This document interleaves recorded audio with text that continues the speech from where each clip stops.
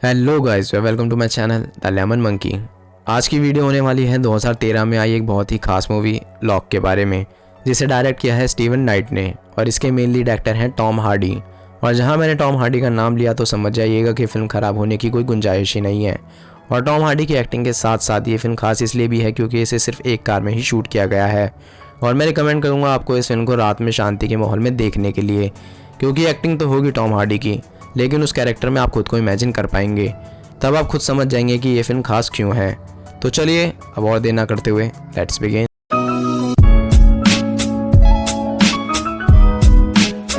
तो फिल्म की शुरुआत में हम देखते हैं एक बहुत बड़ी कंस्ट्रक्शन साइट को, जो कि बर्मिंघम में लोकेटेड थी, जहां सभी वर्कर्स की छुट्टी होने के बाद हम मिलते हैं आइवन लॉक से, जो कि उस साइट का कंस्ट्रक्शन मैनेजर है। और अचानक ज़रूरी काम पड़ने से आइवन को बर्मिंघम छोड़कर लंदन जाना पड़ता है। आइवन अपने फ़ोन को कार के ब्लूटूथ से कनेक्ट करके उधर से रवाना हो जाता है और एक बीथन नाम की लेडी को वॉइस मेल करके कहता है कि वो उसके पास कुछ घंटों में पहुंच जाएगा। और अगर हॉस्पिटल के किसी स्टाफ को आइवन से बात करनी हो तो बीथन उसे ये नंबर दे दे। इसके बाद आइवन अपनी वाइफ कैटरीना से बात करने के लिए अपने घर फ़ोन करता है, जहाँ उसका बेटा एडी, जिसकी आवाज़ दी है टॉम हॉलैंड ने, वो फ़ोन उठाता है और बताता है कि मॉम अभी घर पर नहीं है। आइवन एडी से उसकी मॉम के वापस आने पर उसे कॉल बैक करवाने के लिए कहकर फोन रख देता है। आगे आइवन के पास उसके अंडर वर्कर डॉलन नाम के आदमी का फोन आता है, जिसको आइवन ने कॉल बैक करने के लिए मैसेज छोड़ा था। आइवन उसे बताता है कि वो एक फैमिली मैटर में फंस चुका है, जिसकी वजह से वो कल कंक्रीट से भरे 210 ट्रकों की डिलीवरी लेने के लिए साइट पर नहीं आ सकेगा और अब डोनाल्ड को ही डिलीवरी से लेकर सीमेंट के पोर होने तक का काम संभालना होगा, जिसके लिए आइवन उसे फ़ोन पर पूरे वक्त गाइड करता रहेगा। ये सुनते ही डोनाल्ड परेशान होते हुए आइवन से कहता है कि वो बस एक मामूली सा वर्कर है, जिसे कोई पेपर फॉर्मेलिटीज़ भी नहीं आती और ये काम उसके लिए बहुत बड़ा है जिसे वो नहीं कर पाएगा। आइवन उसे यकीन दिलाता है कि उसे उस पर पूरा भरोसा है कि वो ये काम अच्छे से कर लेगा। डोनाल्ड आइवन से पूछता है कि क्या उसने सारी बातें अपने बॉस गैरेज से कर ली है, जिस पे आइवन कहता है कि उसकी अभी तक गैरेज से बात नहीं हुई है, पर वो जल्द ही कर लेगा।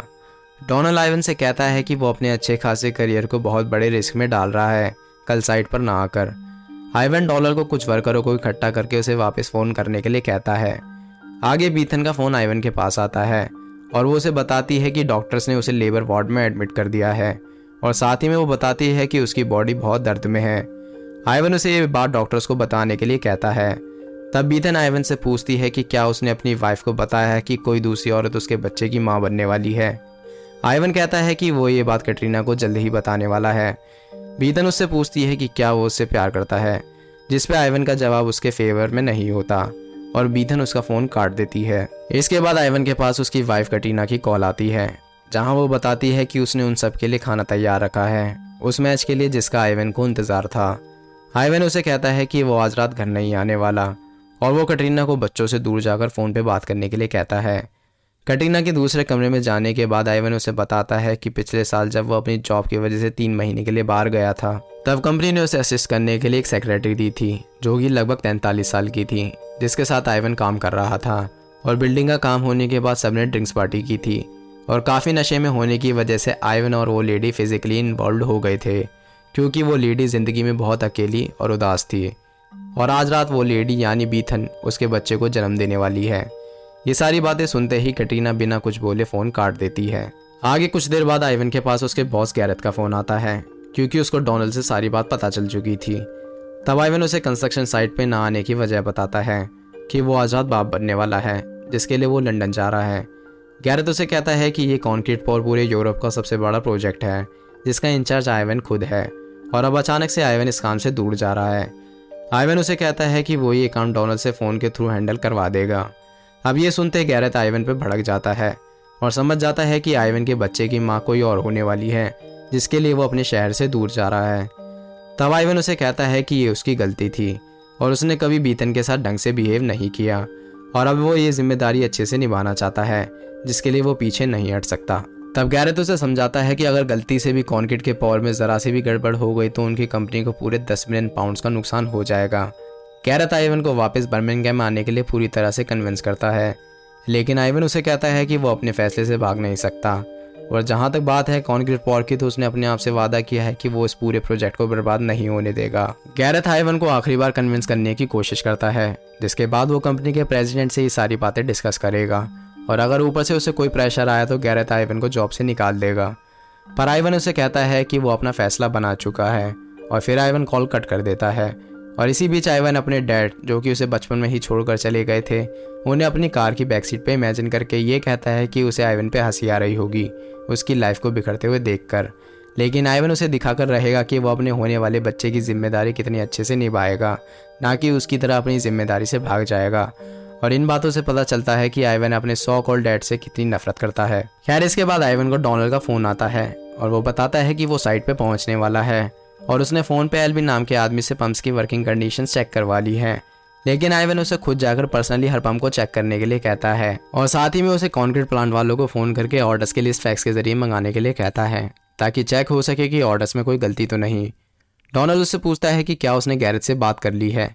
तब आइवन उसे बताता है कि हाँ, और शायद वो उसे जॉब से भी निकाल दे। और आइवन डोनाल्ड से गैरेज की कॉल्स को सुबह तक पिक ना करने के लिए कहता है, ताकि आइवन कंक्रीट का काम स्मूथली करवा सके। लेकिन कुछ ही देर बाद आइवन के पास दोबारा गैरेज का फोन आता है, ये बताने के लिए कि कंपनी ने आइवन को जॉब से निकाल दिया है और कॉन्ट्रैक्ट किसी और साइट मैनेजर को दे दिया है। गैरेज की आइवन को बचाने की लाख कोशिशों के बावजूद भी आइवन इस बात को सिंपली एक्सेप्ट कर लेता है और गैरेज से कहता है कि भले ही उसकी जॉब ना रही हो, पर वो फिर भी इस पॉर का काम करवा कर रहेगा बिना कोई पैसे लिए, क्योंकि ये उसकी जिम्मेदारी थी। और आइवन गैरेज की कोई और बात सुने बिना ही फ़ोन रख देता है। जिसके बाद आइवन को कटरीना की कॉल आती है, ये बताने के लिए कि वो आइवन के द्वारा बताए गए इंसिडेंट पे यकीन नहीं करना चाहती और वो उससे कह दे कि वो सब झूठ है। तब आइवन उसे समझाता है कि वो ये बात उसे पहले ही बताने वाला था, लेकिन डिलीवरी का टाइम 2 महीने पहले ही आ गया और वो बच्चा बीथन के खुश रहने का आखिरी मौका है, क्योंकि उसकी ज़िंदगी में और कोई नहीं है और आइवन को उस बच्चे को अपना नाम देना होगा, क्योंकि वो अपने डैड की गलती दोहराना नहीं चाहता। कटरीना ये सब सुनकर दोबारा फ़ोन रख देती है। इसी बीच आइवन के पास हॉस्पिटल से कॉल आती है और नर्स उसे बताती है कि बच्चे के गले पर अम्बिलिकल कॉर्ड लिपट चुकी है और आइवन जितना जल्दी हो सके उधर पहुंच जाए। इसके बाद डोनाल्ड आइवन को फ़ोन करता है और बताता है कि उसने सारे पंप्स और प्रोसीजर चेक कर लिया है। अब आइवन उसे उसके कैबिन में जाकर उसकी ड्रॉर में से एक फोल्डर निकालने के लिए कहता है, जिसमें पोरिंग के टाइम पुलिस से रोड बंद करवाने के पेपर्स थे। डोनाल्ड उस फोल्डर को बहुत ढूंढता है, लेकिन वो उसे नहीं मिलता। तब आइवन देखता है कि वो फोल्डर गलती से अपने साथ कार में ही ले आया है, जिसकी वजह से अब वो परेशान हो जाता है।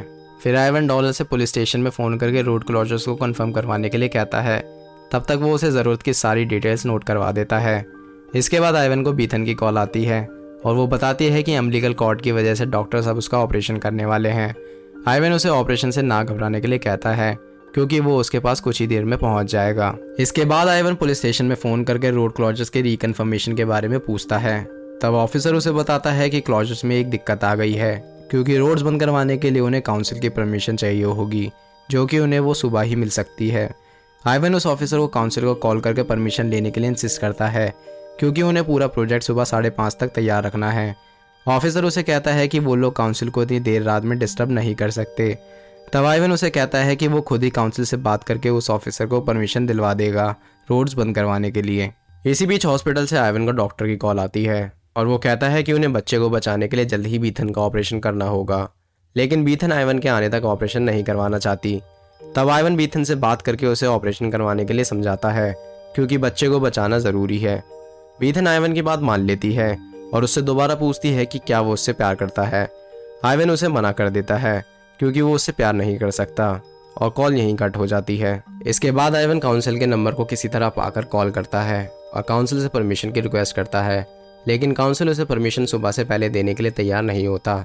लेकिन आइवन उससे बहुत मिन्नतें करता है, जिसके बाद काउंसिल आइवन से पुलिस स्टेशन के ऑफिसर का नंबर मांगकर उन्हें परमिशन देने के लिए तैयार हो जाता है। इसके बाद आइवन को डोनाल्ड का फ़ोन आता है, ये बताने के लिए कि पोरिंग की जगह खुदवाने के लिए उनके कोई भी वर्कर इस वक्त अवेलेबल नहीं है। और काफ़ी सोचने के बाद आइवन डोनाल्ड को उसकी पहचान के एक पोलिश आदमी के पास जाने के लिए कहता है और उसके 2 खास डिगर्स को 500 पाउंड्स देकर अपनी साइट पर लाकर जगह खुदवाने के लिए कहता है, और ये सब उसे आधे घंटे के अंदर करना होगा। इसके बाद आइवन बीथन के फ़ोन पर वॉइस मेल भेजता है, जिसमें वो कहता है कि इस बच्चे के माध्यम से बीथन खुश रहना डिजर्व करती है, और साथ ही में वो अपने इमेजिनरी डैड से कहता है कि वो हर सिचुएशन को ऐसे संभालेगा जैसे उस सिचुएशन को संभालने की ज़रूरत है, चाहे इसके लिए सब लोग उसे पसंद करें या ना करें। आगे आइवन को उसके दूसरे बेटे शॉन का फ़ोन आता है और वो बताता है कि उसकी मॉम थोड़ा अनयूजुअल बिहेव कर रही है। आइवन उसे कहता है कि वो उन सबको घर आकर इस सब का रीज़न बताएगा। तब शॉन उसे बताता है कि उसकी मॉम ने कहा है कि अब आइवन कभी घर नहीं आएगा। आइवन उसे समझाता है कि उसकी मॉम अभी बस थोड़ा परेशान है, जिस वजह से वो ऐसी बातें कर रही है। और आइवन अपने परिवार से सुबह मिलने का वादा करके फ़ोन कट कर देता है। और इसी बीच आइवन बहुत इमोशनल हो जाता है। आगे कुछ देर बाद डोनाल्ड आइवन को फ़ोन करके बताता है कि उसने आइवन के बताए हुए वर्करों को ढूंढ लिया है और वो लोग इनका काम करने के लिए तैयार हो गए हैं और अब बिना किसी परेशानी के इनका कंक्रीट पॉट सक्सेसफुल हो जाएगा। और अब आइवन की एक प्रॉब्लम सॉल्व हो चुकी थी, जिसके लिए वो डोनाल्ड की हेल्प को अप्रिशिएट करके उसका फ़ोन काट देता है। और अगले ही पल आइवन को कटरीना की कॉल आती है और वो आइवन से कहती है कि अब उसे कभी घर आने की कोई ज़रूरत नहीं है और शायद वो उसे जल्द ही डिवोर्स दे दे। आइवन कटरीना को समझाने की कोशिश करता है, ये कहकर कि उसने उसके अलावा और किसी से प्यार नहीं किया और वो ये प्रॉब्लम बात करके सुलझा सकते हैं। कटरीना उसे कहती है कि अब उन दोनों के बीच सब खत्म हो चुका है और कटरीना कॉल कट कर देती है। अभी इस बीच आइवन अपनी हिम्मत बिल्कुल हार जाता है। आगे थोड़ी देर बाद आइवन को गैरेथ का फ़ोन आता है और वो बोलता है कि साइट का नया मैनेजर पोर के रिगार्डिंग डोनाल्ड से बात करना चाहता है। तब आइवन उसे बताता है कि इसकी कोई ज़रूरत नहीं है क्योंकि आइवन ने कंक्रीट पॉर का काम अच्छे से संभाल लिया है और सुबह 5:30 बजे से पहले पूरा काम बिना किसी परेशानी के हो जाएगा। और साथ ही में आइवन गैरेथ से अपना दुख जाहिर करता है, ये कहकर कि 2 घंटे पहले तक उसके पास एक जॉब, एक परिवार और एक घर था और अब उसके पास सिवाय उसकी गाड़ी के कुछ नहीं बचा। गैरेथ उसे कहता है कि इस सब का जिम्मेदार वो खुद है और ये कहकर गैरेथ फ़ोन रख देता है। इसके बाद आखिर में आइवन को कॉल आती है बीथन की, जिसे देखते ही आइवन अपनी गाड़ी बीच सड़क पर रोक देता है और डरी हुई आवाज़ में बीथन से पूछता है कि क्या सब कुछ ठीक है। तब बीथन उसे अपने बच्चे, जो कि सेफली इस दुनिया में आ चुका है, उसकी आवाज़ सुनाती है और पूछती है कि क्या वो उसके पास आ रहा है। तब आइवन उसे कहता है कि जल्द ही। और इसी पल के साथ ये फिल्म यहीं एंड हो जाती है। वीडियो कैसी लगी कमेंट करके ज़रूर बताना। See you in the next video. Till then be happy and stay cinematic.